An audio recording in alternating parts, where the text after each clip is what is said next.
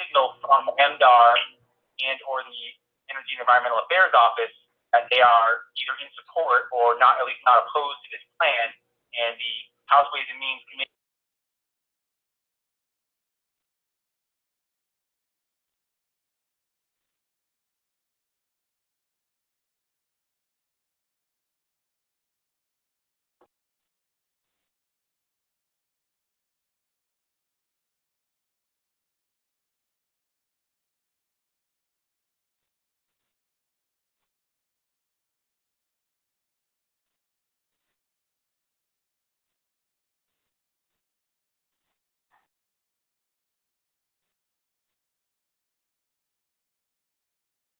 budget.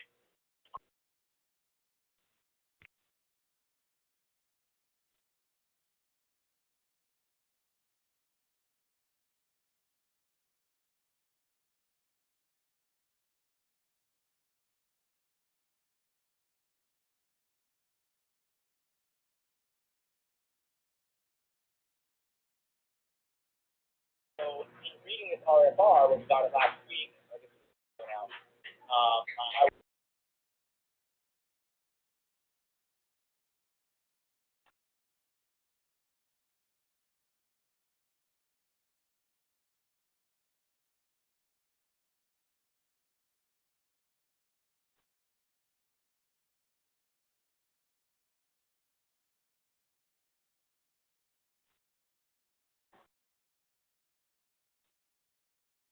Renee, are you Yes. ready? Okay, very good. Can Very you see good. my presentation? It will be coming up momentarily. Okay.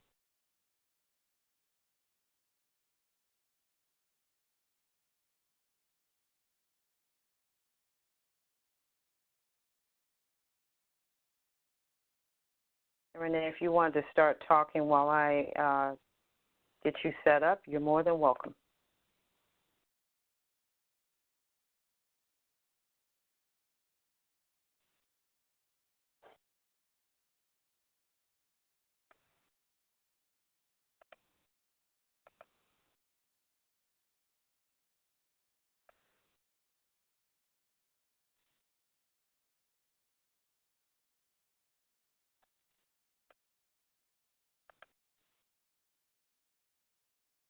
Okay, Renee, you can share your screen whenever you're ready. Okay. It's up. Can you see it? What do you currently see? I still.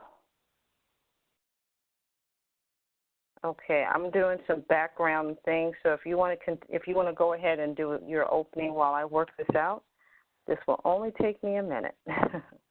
Sure. So welcome, everyone. My name is Renee Portanova. I am a horticulturist and environmental educator. And about 5 years ago, I founded an organization called the New Garden Society. And tonight we're going to be talking about my work with the New Garden Society and the programs that we give. So maybe I'll just ask user 5 to put your mic on mute.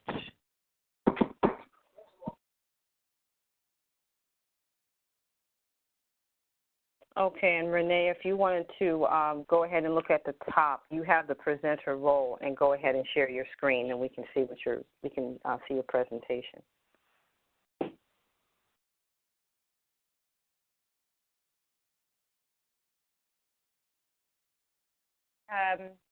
Okay. Let's see if this works.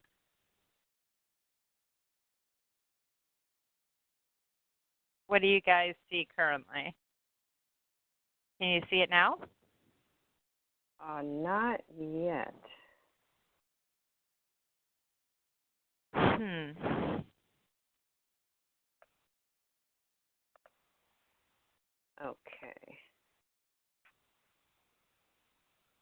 There it is. There it is. Okay, great. And can you see just the presentation, or you see my notes as well? We see your notes, so all you have to do, I think, is go to view, and you can change that. You're perfect. Okay, great. Okay, well, welcome again, everyone. Thanks for joining us this evening. Again, the name of the webinar is Prison Gardens, Strategies for Therapy and Job Training. And as I said before, I am Renee Portanova. I'm the director and co-founder of the New Garden Society. And I am also a horticulturist and environmental educator. My day job is with the Esplanade Association here in Boston, Massachusetts. And I just wanted to tell you a little bit more about the other co-founder, Erica Rumbly. She is an organic farmer by training and now currently works at the Isabella Stewart Gardner Museum as the greenhouse manager.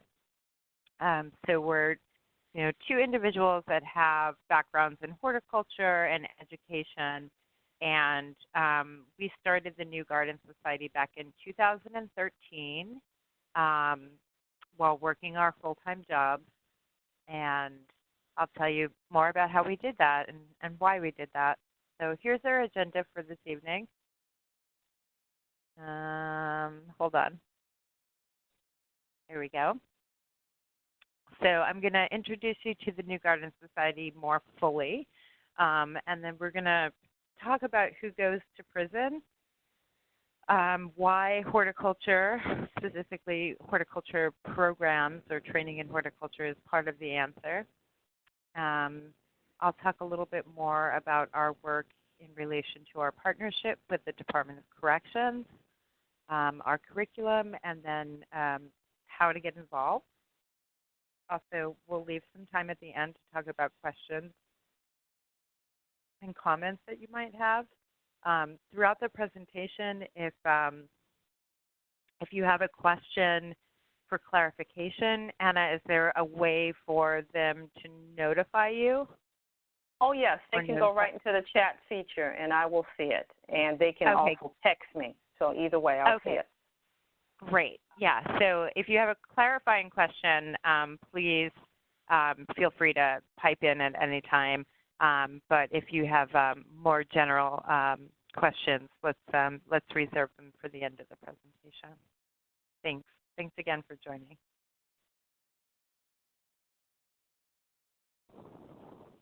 So what the New Garden Society does is we engage horticulture as a transformative tool. In our restorative gardens and innovative program, we create therapeutic and vocational opportunities in our community. And we'll discuss a little bit more later on about what we mean by therapeutic and what we also mean by vocational, because that word can be unpacked a little bit too. So all of our educators are green industry professionals, so farmers, horticulturists, landscape designers, nursery people, and we're all volunteer-based. So everyone that is an educator that goes into the prisons and provides programming all do it on their own time as volunteers. Our executive board is made up of a group of diverse people in terms of what their expertise are. So we have individuals who are lawyers or former lawyers. We have people that are in the mental health industry, and we have adult educators on our board. We have other green industry professionals.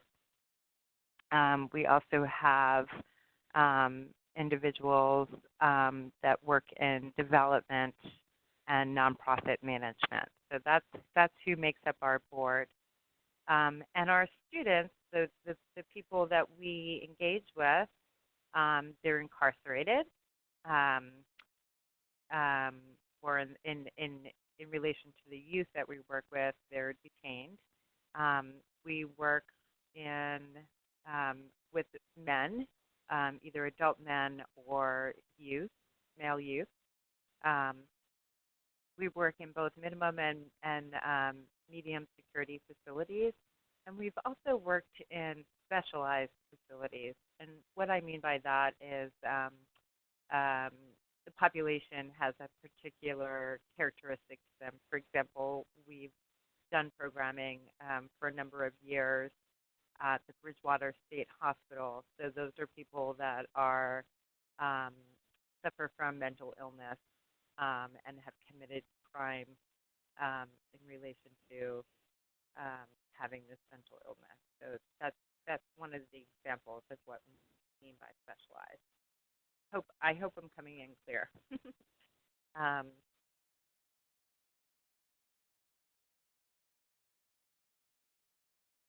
So again, this is just a photo of some of the folks that are educators and on our board.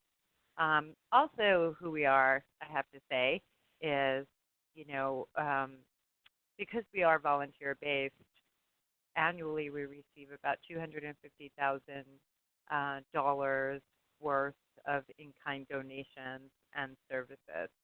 So that's everything from legal advice, nonprofit management, a bookkeeper, and then also all the material donations that we get, so plant material, compost, those sorts of things that come in through the generous support of green industry professionals, farms, greenhouses, nurseries, that kind of thing.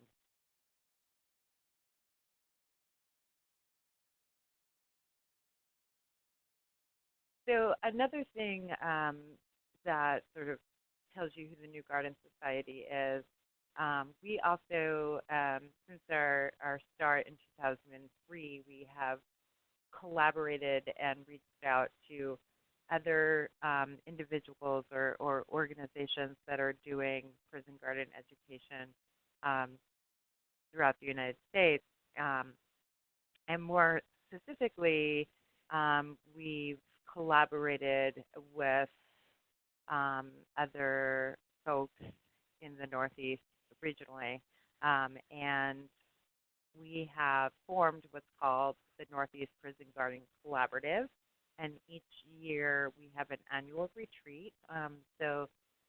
These photos are from our last retreat, which was in January of 2018, and we had 5 states represented at this retreat and over 20 programs, individuals from 20 different programs relating to prison garden programs. So that is just sort of the tip of the iceberg of who the New Garden Society is. Now we're going to switch focus a little bit and talk about who goes to prison. And the short answer to this question is Americans. Americans go to prison. We're highly, our national incarceration rate is very high compared to other industrialized nations, and there's a reason for that. We're going to find out a little bit more about that. I have this short video that's coming up next that I'd like for you guys to watch about who goes to prison, specifically in the United States. So this will just take a couple of minutes, but I think it's really profound. So bear with me. Oops. Hold on a second. Get this play. Can you hear this?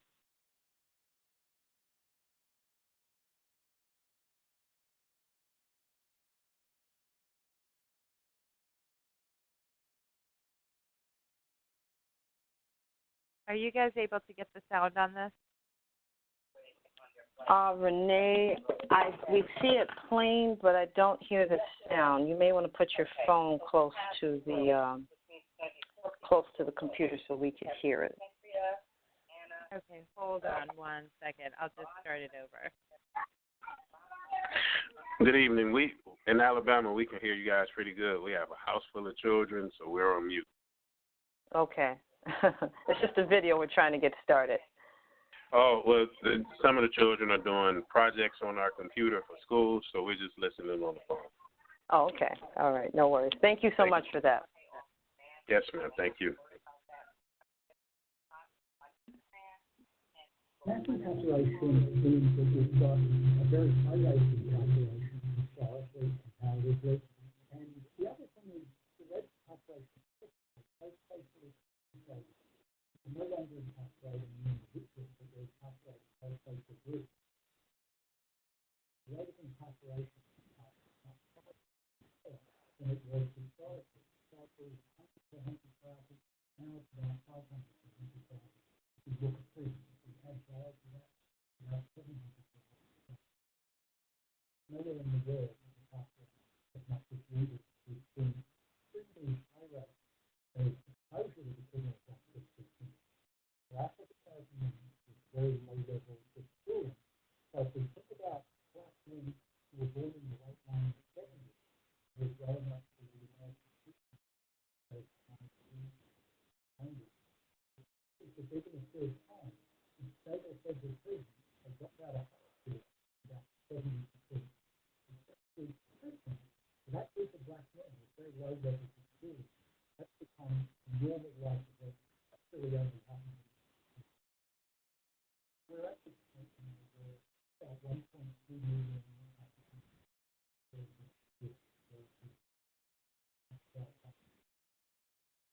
research shows that kids who experience incarceration, like school achievement, behavioral problems, potential symptoms, acting out, and there's also evidence that these kinds of negative associated with incarceration are concentrated more among boys than among girls.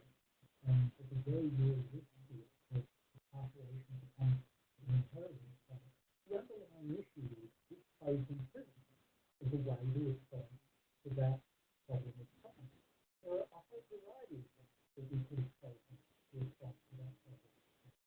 This taken the response to the deprivation of liberty.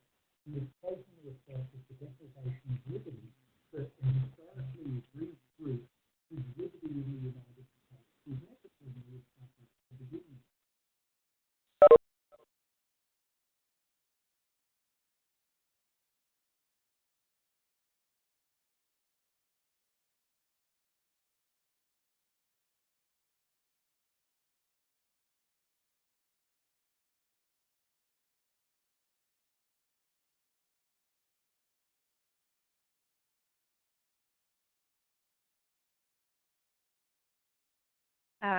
Okay, so that was a pretty great overview of the U.S. mass incarceration phenomenon made by Bruce Western of The Atlantic in 2015.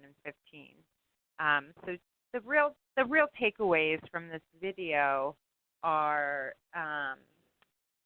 that the populations of people that are incarcerated, we see disparities between racial and ethnic groups in the United States. For example, in Massachusetts, let's just pull this next slide up. For example, in Massachusetts, you can see what the general population is. Sorry about that, folks.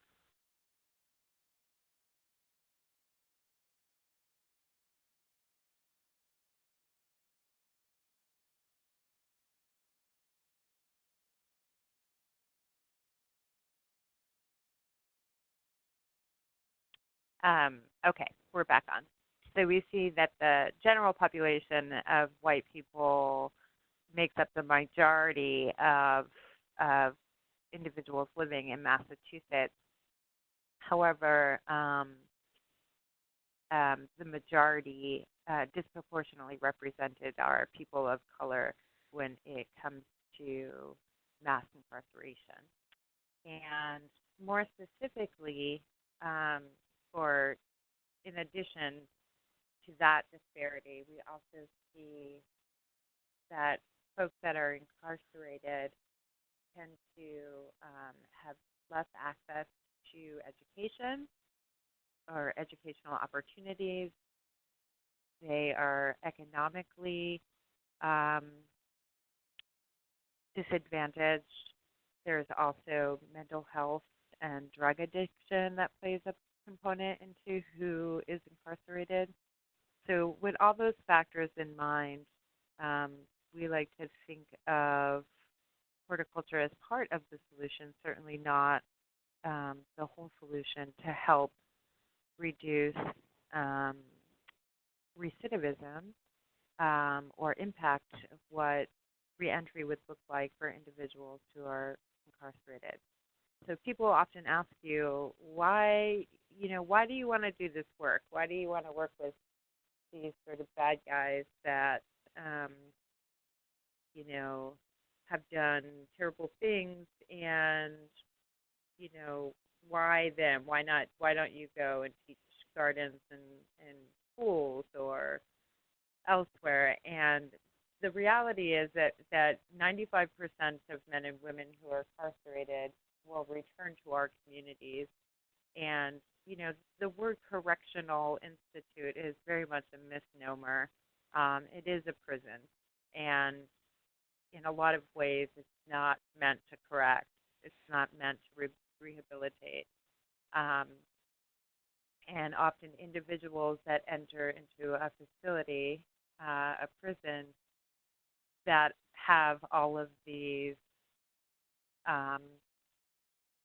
attributes stacked up against them: poverty, lack of educational opportunities, mental health, addiction, that kind of stuff.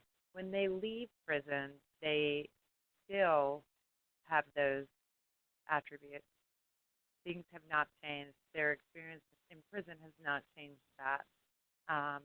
And we want to change that by offering this program to individuals so that it shapes their experience while they're incarcerated, both in a therapeutic way and a skill-based way.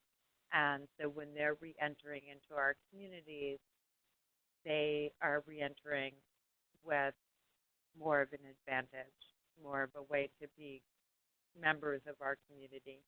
And overall, the recidivism rate within the U.S. is estimated to be pretty high. And we're not claiming that our programs is going to address all of the reasons why people are reoffend. However, we do feel that by promoting skill-based vocational training and more therapeutic opportunities, it will shape their experience when they're incarcerated and when they come back into work. So that's a lot of information. So now I'm going to dive a little bit further into why horticulture is part of treatment care. Hold on one moment. Bear with me. I'm going to pull up my notes.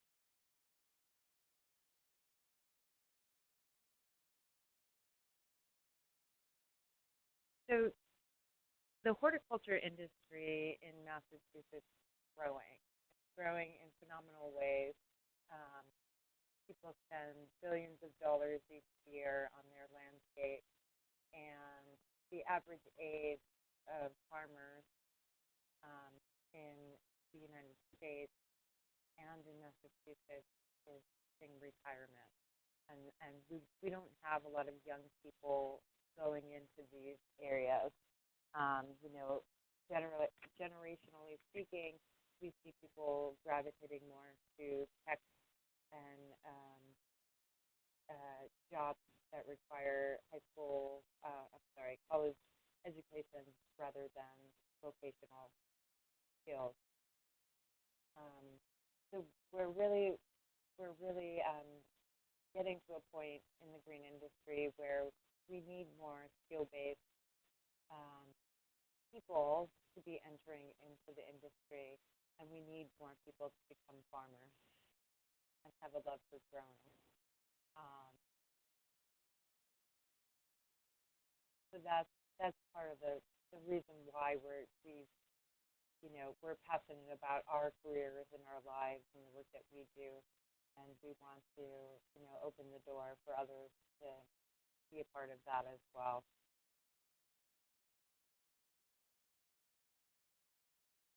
So we had thrown this term around before, therapeutic horticulture, and this is a great definition put out by the Horticulture Society of New York, who also do a prison garden program, or more specifically, jail. They work on Rikers Island in New York City, and they describe it as a practice that uses plants and gardens as tools in human healing and rehabilitation. Its benefits include stress reduction, mood improvement, alleviation of depression, social growth, physical and mental rehabilitation, wellness, and vocational training. So by their definition, vocational training is actually a component of therapeutic horticulture. Now, I just want to make the distinction. Sometimes in this work, you might come across a term called horticulture therapy. And horticulture therapy is a little bit different in that horticulture therapy is practiced by a clinician with an individual, and there is a specific work plan in regards to the individual needs, individual therapeutic needs of the patient-client relationship. So that is a little bit different than what we do. We do not do horticulture therapy. We do therapeutic horticulture. When we talk about vocational training, we tend to talk more about the skill-based work that we do with our students. The techniques and the botany and the plant parts and how to germinate seeds and how to propagate plants and all that kind of stuff. But the other part of vocational training that we talk about is the soft skills. So how to take directive, how to finish a task, how to work as a team, how to use information that you learned in one scenario and apply it to a new setting. So we're really talking about both the hard skills and the soft skills when referring to vocational training.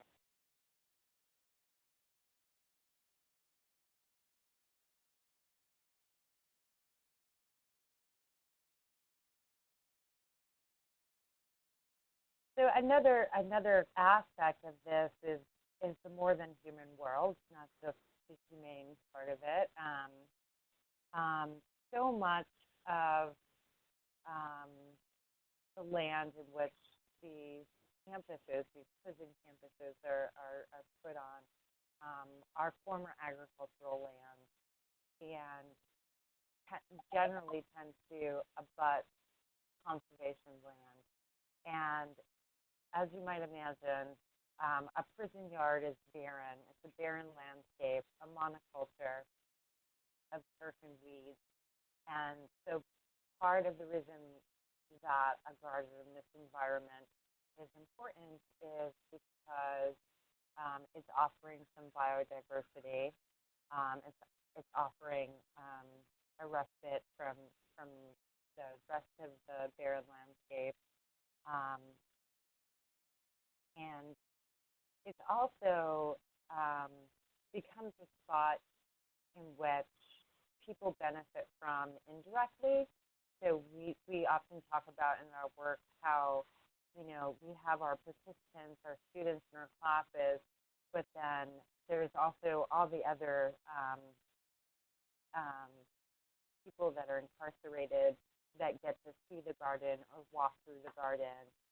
There's the staff and the administration that work in these very stressful jobs that also get to come and see the flowers and see what's in bloom and see what's being grown and see us working out there. And I think that this has a therapeutic and beautiful outcome for all, whether it's direct contact with the gardening and with the garden and the gardening, or indirectly just watching and observing and experiencing the garden through their own lens.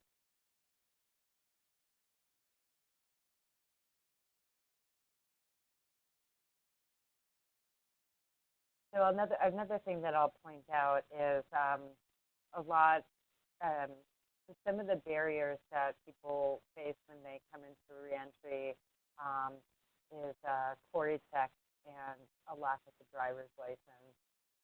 Two things which we have felt that is an obstacle they can overcome in the green industry. There doesn't tend to be an overabundance of Corey checks as many other places many other industries might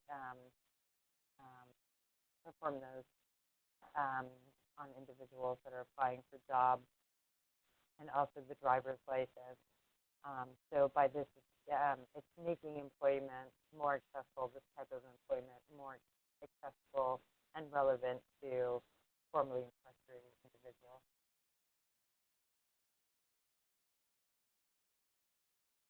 So the next couple of slides I want to show you is actually slides of a transformation that we did to a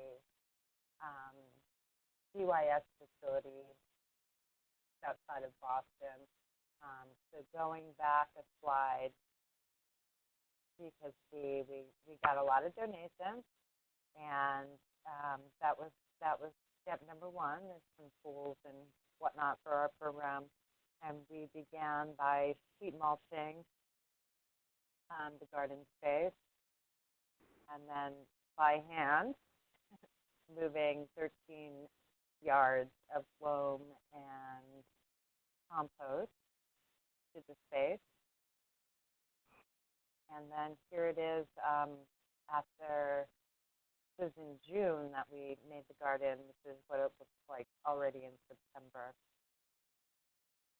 So I just wanted to show you because I think it's a really good visual representation of how these landscapes are transformed. I do want to pause for a moment and just say, like, due to the nature of this work, because we have to protect the safety and security of our students and also the administration and rec officers that we work with, we don't have a lot of photos of the work that we do. Everything that we do have, we have to get permission from the DOC and have to be vetted through their public affairs department for us to do that, to use those photos. So we actually were in an issue of Edible Boston a year ago, the summer issue, the summer of 2017, and there's some really wonderful photos in there. I can send out a link here if you'd like.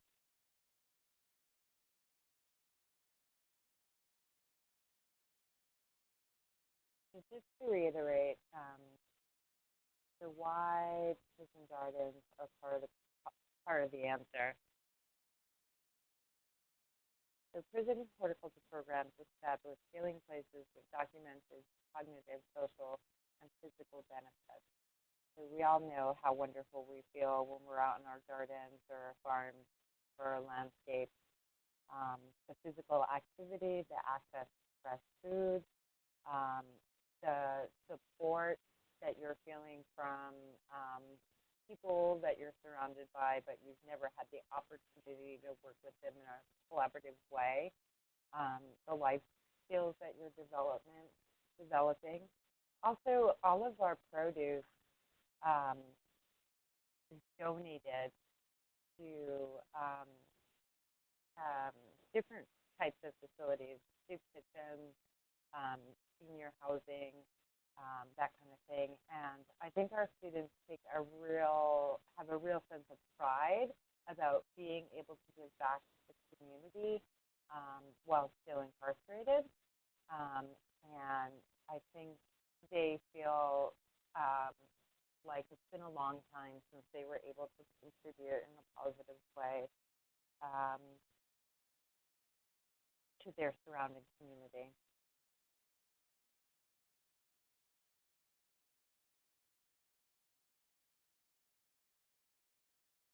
So this is actually one of the photos from Edible Boston. You probably noticed the quality of it. And this is a quotation from one of our students.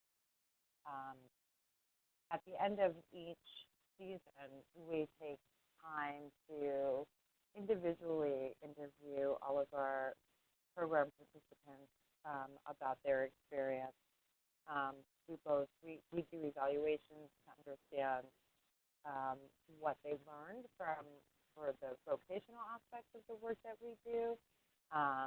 We do evaluations to understand the social skills, the soft skills that they learned, and also to understand anecdotally how they perceive their experience in the program. We also interview rec officers and the administration and evaluate our programming in that manner. So this is what our aides have to say. The skills I learned here apply for the rest of my life, on the inside and the outside. I like the fresh vegetables best, but the skills are important too. Helps me get along and work as a team. Teaches me a job I could do. So, as I stated, our core partnership is with the Massachusetts Department of Corrections, and which is state-run maximum to minimum security facilities. Our programming is considered to be housed under the Director of Treatment. So I'm just going to pull up this next slide that will show a nice diagram. So each of these facilities might have an educational department or a school in which classes are offered. However, this is not considered to be in the educational department. It's considered to be part of the therapeutic aspect of the work that the persons do. So we interact with DOC through the hierarchy of prison personnel. Within prisons, there's a complicated hierarchy of staff and contracted employees. Horticulture programs within prisons is a logistically difficult undertaking and is only possible with the collaboration of many different people on the inside. So each time we visit a facility, we have to make sure that they are aware and have approved all the resources that we're going to bring into programming that day. This also, we're also required to have them review any kind of literature we might be sharing, any books we're donating, handouts that we're bringing to class, that sort of thing. Getting bulk materials, getting any kind of plant materials within a prison takes a lot of collective effort through the staff at the facility and also through the co-directors of the New Garden Society, Erica and myself, and also, in the fact that the donations or the plant material usually are donated by, a local farm or greenhouse, and so, it's a lot of collaboration, it's a lot of coordinating. Prison horticulture programs in state prisons are housed in a few different ways, as I said before. they can be categorized as education, recreation, or therapeutic programming. How a program is classified affects funding, who administers the program, the primary contact person, even who the students can be. So one of the benefits of our programming being housed under therapeutic or recreational is that some of our students at one of our facilities, they receive good time for their participation in our class, and good, with enough good time to potentially reduce their sentencing. So the New Gardens Society is classified as therapeutic, as I said. So our primary contact at each facility is the director of treatment. And within the director of treatment, below that person, we work with a volunteer coordinator as our contact for getting clearance to bring in those supplies into the facility and getting access to tools once we're inside. Once we're on site, we are assigned to a recreational officer. Sometimes they're also referred to as coaches who supervise programs, access on-site materials, and sometimes give running commentary of support. So going back to some of the other programs that we've encountered, for example, the one on Rikers that I mentioned earlier, Rikers is a program that's under the educational classification and tends to have more funding for fee-for-service programming, whereas programs under therapeutic classification depends more on the DOC staff. So that's a big distinction. Our colleagues that work at Rikers Island are paid for the work that they do there as a sub-program of the New York Horticulture Society. Does anyone have any clarifying questions about that?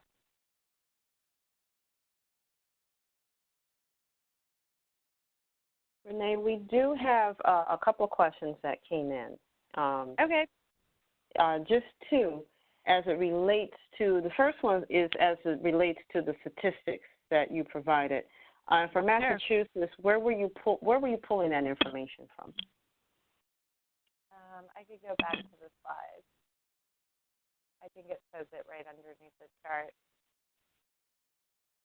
If it doesn't, can you see the bottom of the chart on yours? I cannot.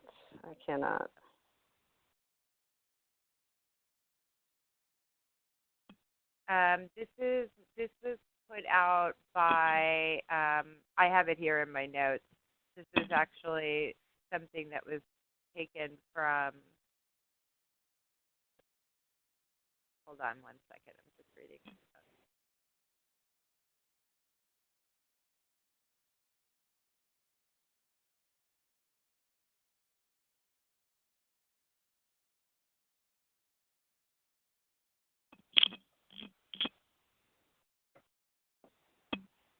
I think this was taken in part from, we looked at the Massachusetts census in 2017, and then we looked on the DOC website as to what the breakdown of the DOC population was. And we put together the chart. Mm-hmm.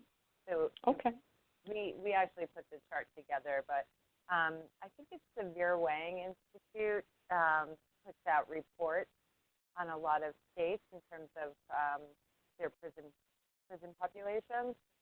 So if a person wanted to look more specifically, I don't know if we have other folks from different states, but if you wanted to look into your own state statistics, you can check with that institution first. And and the second question that came in, for the participants as well as the correctional officers, is this something that they volunteer for, or are they chosen based on their interest? How is that process? How do you go through that process to get them involved, both for the participants as well as the officers that assist? Yeah. So generally speaking, the officers that are assist with programming are assigned to it, and so they don't have as much as a choice. I mean, honestly, when we started in 2013, there was a higher ratio of recreational officers. There was a higher number of rec officers on staff at all the facilities that we were at, and then they kind of trickled, they either retired or moved to other facilities, and it took a really long time for their positions to be replaced. So we might have like one or two, we might have two rec officers with us, or a few different rec officers that would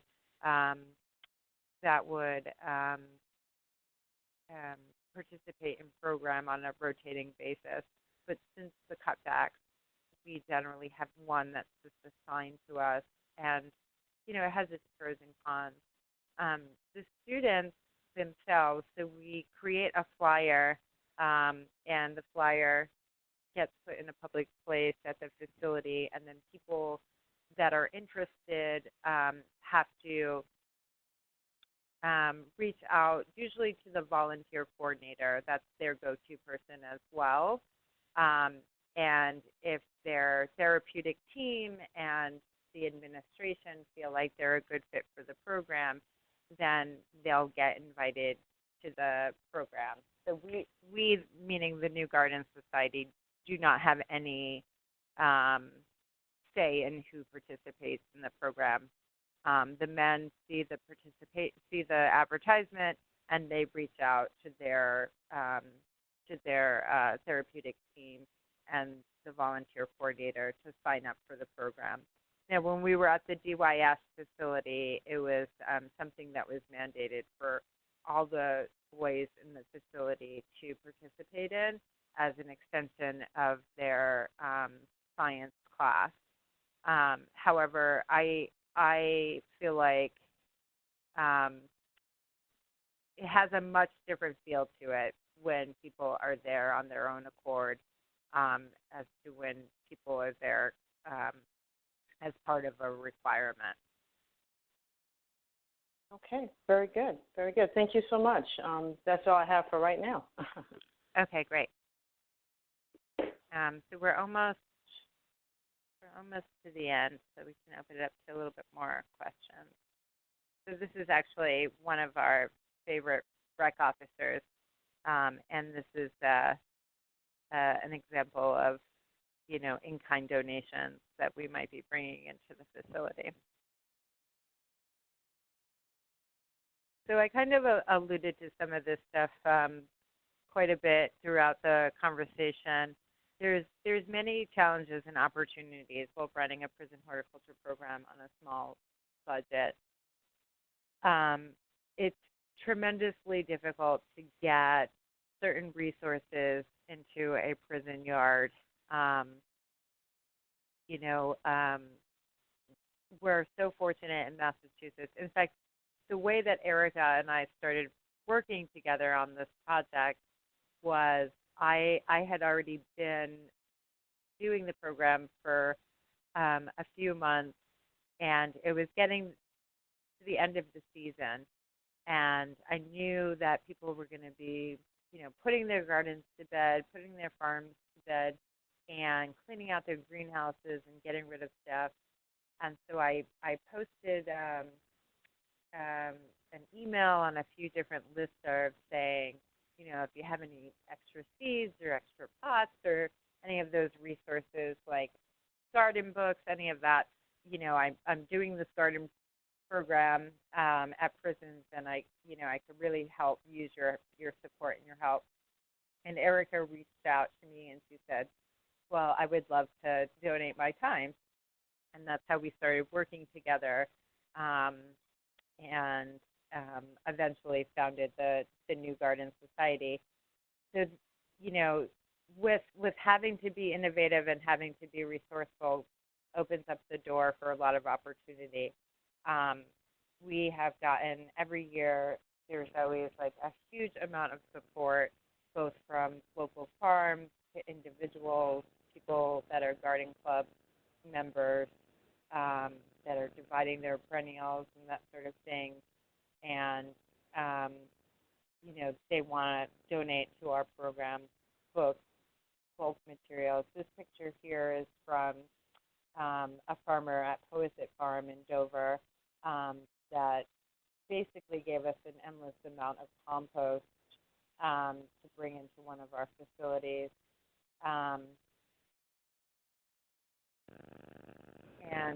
And fortunately, the rec officer that we were working with went above and beyond. He borrowed this dump truck. He was able to, request the dump truck and drive all the way to Poiset to pick up a few yards of this beautiful compost. The challenge in getting it in is, we're working at medium and minimum security prisons, and the minimum is pretty easy to get materials in and out. You have to have notice. You have to give them notice. So you have to be organized in that way. At the medium security prison, there's a lot more restrictions. So there's a restriction as to the amount of tools that you can have per number of participants in the class. A lot of times the tools have to be modified. So if you can imagine having, a long-handled spade to dig a hole, and that spade no longer has a point on it because it's a security issue. But that's what we're working with, and we're still able to have beautiful, productive gardens. The other challenge is that there's like most state agencies, they tend to be understaffed and under-resourced. Sometimes it's even just hard. A lot of the individuals that we work with in terms of the administration and staff at these facilities, they may not have an email address, or they may not have a direct phone line to leave a voicemail on. So it could be really challenging from like the most basic stuff. But I have to say, within 5 years, I feel like the facilities have given our programming tremendous support and cooperation. And so has our local green industry community through donations and volunteering to be educators in the program. So I know we're just it's almost 8 o'clock. I do want to leave some time for questions. So I'm just gonna we can talk more about challenges and opportunities in a moment if people have more specific questions. But I just want to show you guys some of the highlights of our work to date. So in the last 5 years, we've had over 12 different individuals from the green industry, garden educators, and that doesn't include people that come in as guest speakers to do a one-off here or there. We've cultivated about 2 acres of prison yards. We've donated over 5,000 pounds of organically grown produce, and then we also tend to share meals, and sometimes the guys get to take a little bit back for themselves too. As I mentioned earlier, we organized the annual prison garden educators retreat for the past 3 years. That should actually say this last January we co-organized with the Franklin County Sheriff's Department. They have a lot of wonderful garden educators out there as well. We've provided dozens of program participants training in organic horticulture while maintaining professional boundaries, which is a big feet. We have not had any violations, which I'm really happy to say, because it is very common with volunteers that are providing programming, to have instance of people acting unprofessionally, whether they intend to or not. And I can go into that more if people have specific questions. We've built long-term relationships with COC staff and administration, and we also founded the Northeast Food and Garden Educators Collaborative, which resulted in the first prison food justice track at NOFA this past summer. So there you have it. Wow, I'm happy to take any questions that you might have. I know we kind of covered a lot of material in a short time. Mm-hmm. No, this was wonderful, and to see the work that you're doing and what it's actually the comfort that it's bringing. It's excellent work, and we at NOFA are very grateful that you were willing to showcase that and share that with the rest of our viewing audience.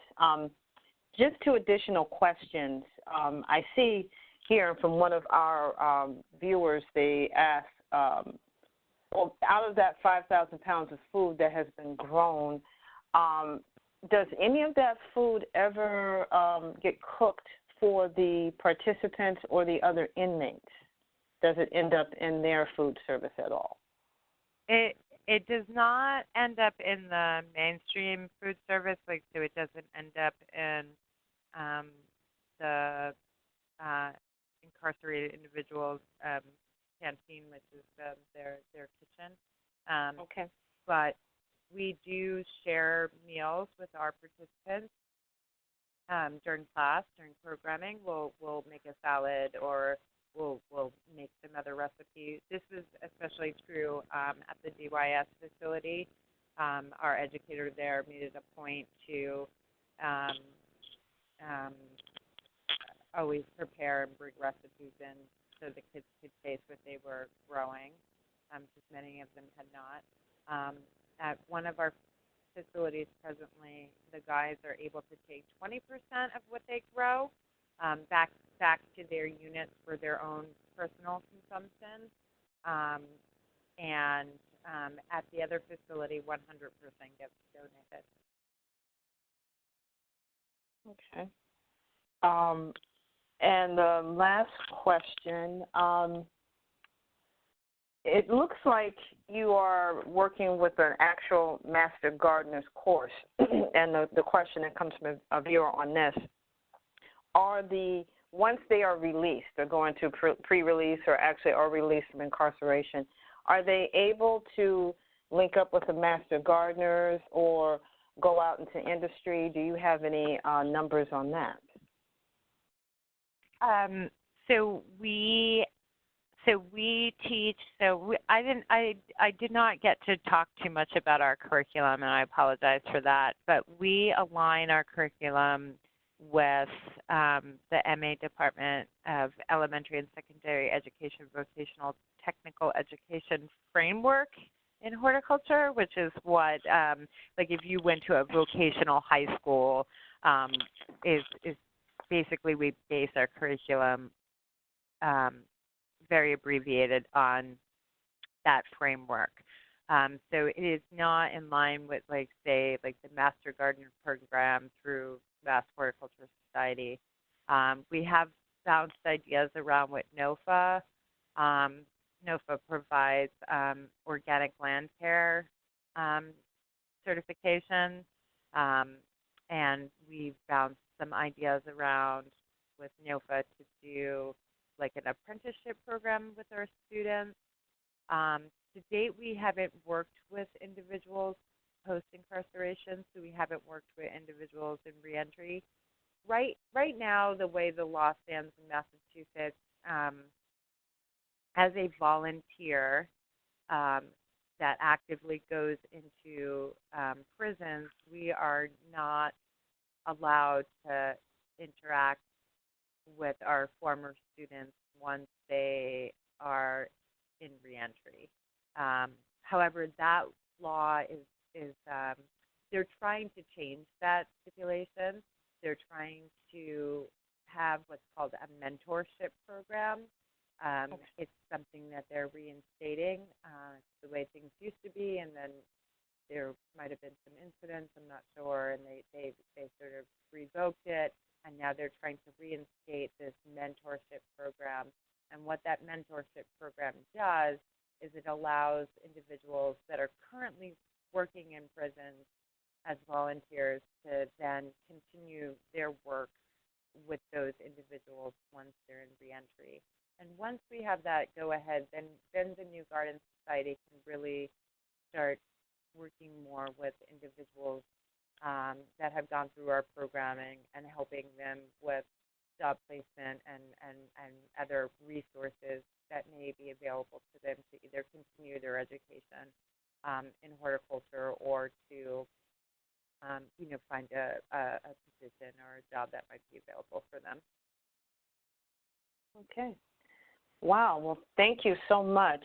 This was a wonderful presentation. It gives great light to the wonderful work that you're doing, and we do see that replicated in Franklin County, and it's great to hear that you all will be joining forces at a certain point. I think this is really important work, and those in our viewing and listening audience, what is your contact information if people have any additional questions or would like to talk to you about getting the program started? Is there a way that they can contact you directly? Sure, yeah. I just put the last page up of the presentation, and it has both the New Garden Society's website, my personal email address with the New Garden Society, and then our Facebook and Twitter. I don't know much about those, but but there they are. Yeah, I really appreciate the opportunity, Anna, to present to this audience, and I look forward to doing it again and again. Everyone that joined us this evening, I hope that you enjoy the presentation. This is sort of a new medium for me to do a webinar. I think I'm a little bit less rigid in person when I'm presenting this information, so I will keep practicing. But if you have any feedback about the presentation or would like any more information, don't hesitate to send me an email. Okay, very good. And for those who are in our listening audience on the phone, her direct email is renee@thenewgardensociety.org. That's spelled out, so it's Renee, RENEE, @thenewgardensociety.org. And you can contact me directly at anna@nofamass.org if you would like her information. I would like to invite everyone to the NOFA, Massachusetts Winter Conference. That will be coming up January 12th. It will be at Worcester State. Registration is open, so please go and register. Take advantage of that early bird registration. We're going to have some wonderful workshops that cover the gamut from herbal medicines to soil health. The theme for this year is Food is Medicine, and so we would love to have people come to that. Also, if you'd like to further donate to the efforts of NOFA Mass, we are participating in the run that takes place. Go to Facebook. You can look up various crowdfunding, the run, the Lexington Run. All of us have our own page for that. If you want to go to my page, you can look that up and contact me. I'll send you my page information. That money goes directly to assist us in continuing the webinars, the soil technical assistance, the organic farming certification, food access, all of the programming that NOFA Mass does. That money assists us with that, so we greatly appreciate whatever you can give. And just to make my own personal plug, if you'd like to go to my page, contact me and I'll send you that link. I'd like to thank everyone for taking the time out of your schedule to join us. Look forward to having you again next month for another episode of Inspiring Ideas from Experts in the Field. Look forward to seeing this webinar recorded. You can pull it up on our YouTube page within the week, and you can see this webinar again and share it with a friend. Thank you so much and have a great evening. Thank you.